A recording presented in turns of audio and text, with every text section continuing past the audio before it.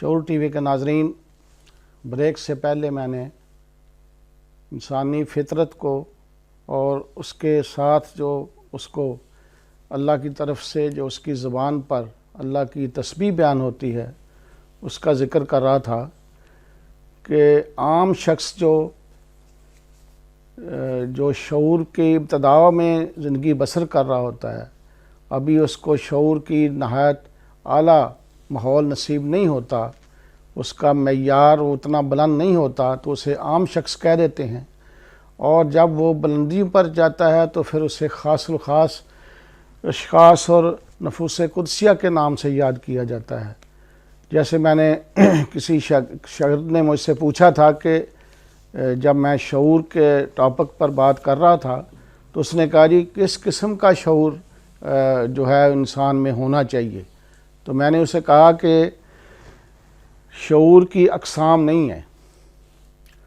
شعور کے مدارج ضرور ہیں،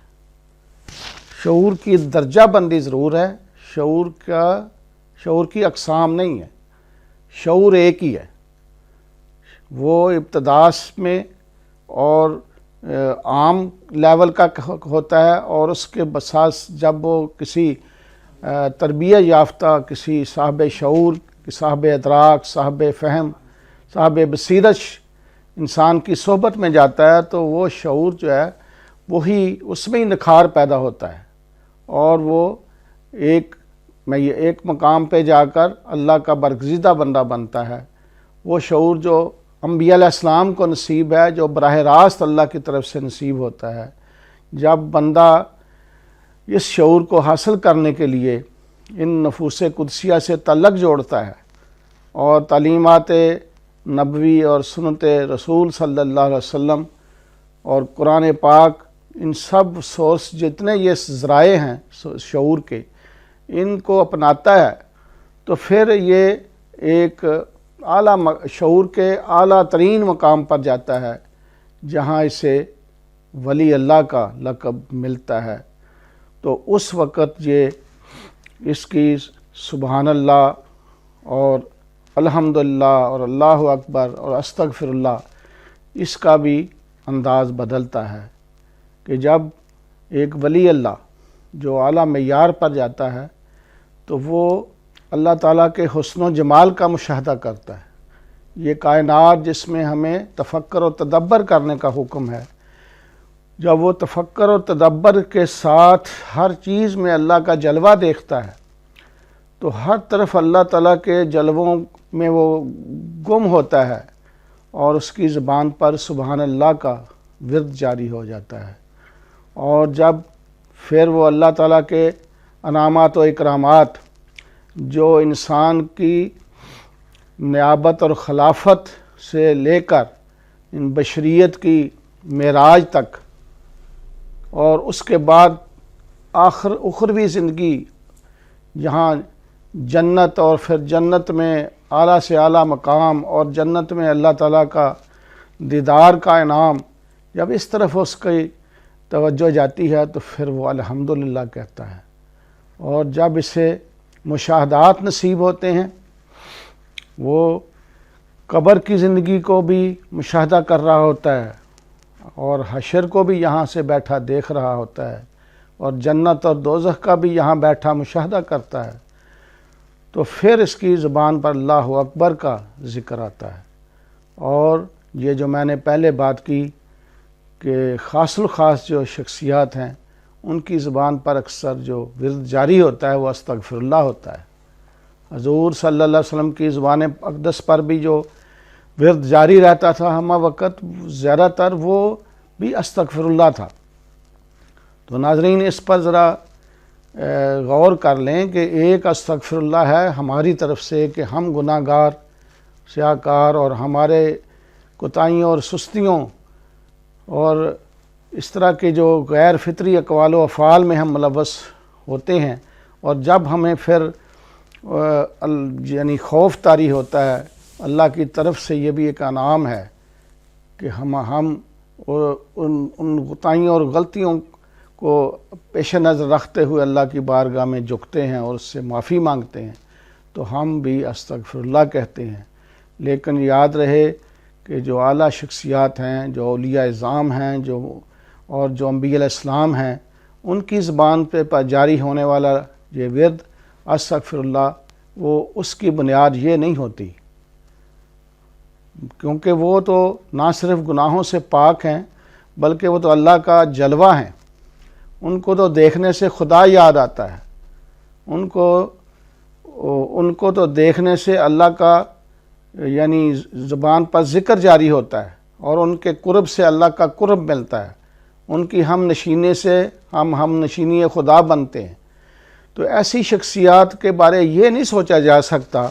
کہ جب وہ بھی استغفر اللہ کہتے ہیں تو شاید وہ اپنے گناہوں کی معافی مانگ رہے ہوتے ہیں۔ تو میرے شیخ سرکار گوجری رحمۃ اللہ علیہ نے فرمایا تھا، مجھے پہلی بار جب میرے دل میں یہ سوال اٹھا تھا تو انہوں نے یہ جواب فرمایا کہ اہل اللہ کا استغفر اللہ کہنے کی جو بیس ہے، جو بنیاد ہے، وہ یہ ہے کہ جب وہ اللہ کی طرف سے عطا کیے گئے مقامات و مراتب، اللہ کے قرب کی منزلیں طے کرتے ہوئے جس مقام پر پہنچ کر اسے پھر کافی سمجھ لیتے ہیں، لیکن اللہ تعالیٰ اگلے لمحے اسے اور بلند مقام دیتا ہے، اسے اور نظارہ کرواتا ہے۔ تو اس وجہ سے وہ جو اعلیٰ مقام ملنے پر جو پچھلا مقام تھا، جو اسے پہلے مقام پر جہاں وہ مطمئن ہو گیا تھا، مگر اسے اعلیٰ مقام ملا تو اس نے اس پہلے مقام کے اطمینان پر یعنی اظہار افسوس کرتے ہوئے کہ میں نے اس مقام کو ہی کافی سمجھ لیا تھا، اس پر وہ استغفر اللہ کہتا ہے۔ تو انبیاء علیہ السلام کا استغفر اللہ کہنا اور عام شخصوں کا استغفر اللہ کہنے میں بہت فرق ہے۔ تو اللہ تعالیٰ کی طرف سے دعا ہے کہ اللہ کی بارگاہ میں جب ہم بھی صحیح طور پر عاجزی انکساری کے ساتھ بارگاہ الہی میں جھکیں گے اور اللہ تعالیٰ سے اس کے انعام یافتہ ہستیوں کو تلاش کریں گے، تو پھر ہمیں بھی یہی کیفیات نصیب ہوں گی، اور یہ کیفیات ہمہ وقت ہوتی ہیں، 24 گھنٹے رہتی ہیں، اور تمام زندگی وہ سوتا ہے تب بھی، اٹھتا ہے تب بھی، کاروبار جہان اٹینڈ کرتا ہے، یہ دن رات اس کی تمام نشست و برخاست میں اس کی جو فکر ہے وہ اس کی سوچ اور اس کے ضمیر پر ایک ہی ذات کے تجلیات کا غلبہ رہتا ہے۔ وہ کبھی بھی گمراہ نہیں ہوتا، کبھی بھی دنیا کی رنگینی میں نہیں کھوتا۔ میں نے کشف المحجوب میں ایک واقعہ پڑھا ہے، حضرت داتا علی حجویری رحمۃ اللہ علیہ فرماتے ہیں کہ میں نے ایک شخص کو جو کہ تاجر تھا، اس کو بازار میں سودا سلف خریدتے دیکھا، اور فرماتے ہیں کہ اس نے 50,000 دینار کا سودا خریدا، مگر اس دوران اس کا ایک لمحے کے لیے بھی اس کا دل اللہ کی یاد سے غافل نہیں ہوا۔ تو وہ بندے جو اللہ کے ہو جاتے ہیں وہ پھر اسی کی یاد میں ہی رہتے ہیں،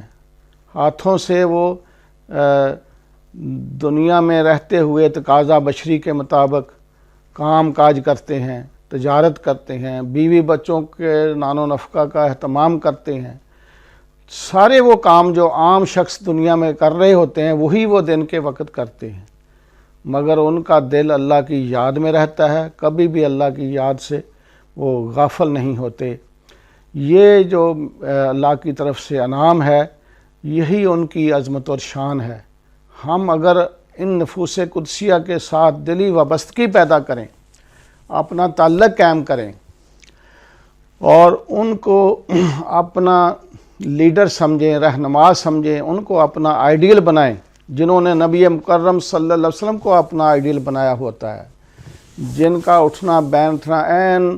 سنت رسول ہوتا ہے، ان کا قول و اقوال و فعل عین شریعت مصطفی ہوتا ہے، وہ شریعت کے سانچے میں ڈھل کر ایک معیاری اشخاص کی صف میں شامل ہوتے ہیں۔ ایسی ہستیوں کے صحبت میں اور ان کی بارگاہ میں حاضری دینے سے انسان کو وہ نور اور وہ شعور نصیب ہوتا ہے جو اس کی اپنی زندگی تو پرسکون ہوتی ہے اور پرکیف رہتی ہے، پر لذت رہتی ہے، ہر حال میں وہ بحال رہتا ہے، خواہ وہ میدان کربلا ہو، میدان جنگ بدر احد ہو، تب بھی وہ خوش اور خوشحال ہوتا ہے اور لذت سے آشنا ہوتا ہے۔ اور اگر فضائے مدینہ ہو تو وہاں بھی راحتیں اور آسائشیں بھی اس کے سکون اور تسکین کا ذریعہ ہوتے ہیں۔ عام طور پر انسان جو ہے وہ تکالیف میں، جو مصائب میں، آلام میں گرتا ہے تو شکوہ کرتا ہے اور شور مچاتا ہے، روتا ہے، پیٹتا ہے، لوگوں تک بات پہنچاتا ہے۔ یہ اس کے ناقص ہونے کا ثبوت ہوتا ہے کہ اس کا نفس جو ہے وہ ابھی نفس مطمئنہ نہیں بنتا، تو اس کے نفس پر وہ گراں گزرتی ہے، لہٰذا وہ چیختا چلاتا ہے۔ جبکہ اہل اللہ ہیں، اللہ والے ہیں، جو وہ بھی انہی آزمائش میں سے گزرتے ہیں، ان پر بھی ایسی مصائب اور تکالیف آتی ہیں، ان پر بھی مشکل وقت آتے ہیں، مگر ان کی زبان پر اللہ کا کبھی شکوہ نہیں آتا، بلکہ وہ شکر اور صبر کے ساتھ اپنی زندگی کو جاری و ساری رکھتے ہیں۔ یہی ایک حضرت سیدنا عبد القادر جیلانی رحمۃ اللہ علیہ نے بھی یہی فرمایا کہ صبر اور شکر کے پروں سے پرواز کرتے ہوئے تم اللہ کی بارگاہ میں پہنچ جاؤ۔ صبر اور شکر یہ دو دولتیں ہیں جن کے حصول کے بعد انسان جو ہے وہ انسان زندگی میں سکون اور تسکین قلب اور تسکین روح کی دولت سے جو ہے وہ بہرہور رہتا ہے، اور دوسروں کے لیے بھی وہ ایک مثالی زندگی گزارتا ہے۔ دوسرے لوگوں کے لیے اس کی زندگی مشعل راہ ہوتی ہے، ان کے لیے ایک حوصلہ افزا اور ان کے لیے ایک نمونہ ہوتی ہے کہ اس کو دیکھ کر وہ جو ہے وہ اپنے خود کو یعنی سنبھالتے ہیں، اپنے آپ کو کھڑا رکھتے ہیں اور باطل کے سامنے جھکنے کی بجائے اپنا سینہ سپر رکھتے ہیں، اور کبھی بھی وہ مصائب و آلام سے گھبراتے نہیں ہیں، بلکہ ہمہ وقت وہ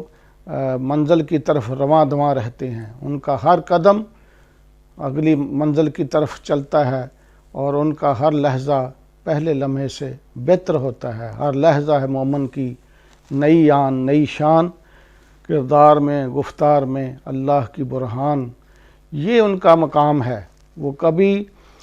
مصائب و آلام سے گھبرا کر حوصلہ شکن نہیں ہوتے، بلکہ اپنے ساتھیوں کو بھی حوصلہ بخشتے ہیں۔ اس لیے سیدنا امام حسین علیہ السلام نے فرمایا تھا کہ میری امت، میرے نانے کی امت کا کوئی فرد جب کہیں پریشانی میں مبتلا ہو، کہیں اس پر مشکل وقت آئے، پریشانی کا وقت آئے، تو میرا تصور کرے، وہ میرے تصور سے ہی اتنی طاقت پائے گا کہ وہ پریشانیاں اس سے دور ہو جائیں گی اور راحتیں اس کے قلب کو نصیب ہوں گی۔ اگرچہ ماحول وہی ہوگا، مگر اس کا قلب اللہ کی یاد سے یعنی سیراب ہوگا، اللہ کی یاد میں محو ہوگا، تو کبھی بھی وہ اس جہان میں پریشان یا بے سکون نہیں ہوگا۔ حالات حاضرہ میں اگر ہم غور کرتے ہیں تو ہم سب کچھ رکھتے ہوئے بھی پریشان ہیں، تمام سہولتوں کی، تمام فیسلٹیز کی اویلیبلٹی کے باوجود بھی پریشان ہیں۔ اس کی وجہ یہی ہے کہ ہمارے سامنے ایک دنیا جو ہے وہ رنگین بن کر آئی، شیطان نے پیش کی، ہم نے اس سے نکاح کر لیا، اس دلہن کو اپنی بیوی بنانے کی کوشش کی، اپنا نکاح، اور پھر اس کو خوش کرنے کے لیے ساری زندگی بسر کرتے رہے۔ یہ اس کی ناکامی کا ذریعہ ہوتی ہے۔ دنیا کبھی بھی کسی کو مطمئن نہیں کر سکتی، یہ دنیا کسی سے نہ خوش ہوتی ہے، نہ یہ کسی کو خوش کر سکتی ہے۔ تو وہی انسان جو اللہ کی طرف راغب رہتے ہیں، اللہ کی معرفت حاصل کرنے کا شوق رکھتے ہیں، شوق دیدار میں زندگی کے لمحات گزارتے ہیں، وہی انسان زندگی میں کامیاب و کامران ہیں۔ اللہ تبارک تعالیٰ کی اس سے دعا ہے کہ اللہ تعالیٰ ہمیں اپنی معرفت حاصل کرنے کے لیے وہ شعور کی اعلیٰ دولت سے ہم دولت نواز، ہم دولت ہمیں نصیب فرمائے، اور اہل اللہ کی صحبت سے ہمیں وہ فیض عطا فرمائے جس فیض کے ملنے کے بعد ہم اللہ کے شکر گزار بندے بنیں، اور صبر اور شکر کے دو ہتھیار ہمیں اللہ نصیب فرمائے۔ یہی ہماری آرزو ہے، یہی ہماری کامیابی ہے۔ وآخر دعوانا الحمدللہ رب العالمین۔ یا حبیبی یا رسول اللہ، یا حبیبی یا رسول اللہ، یا حبیبی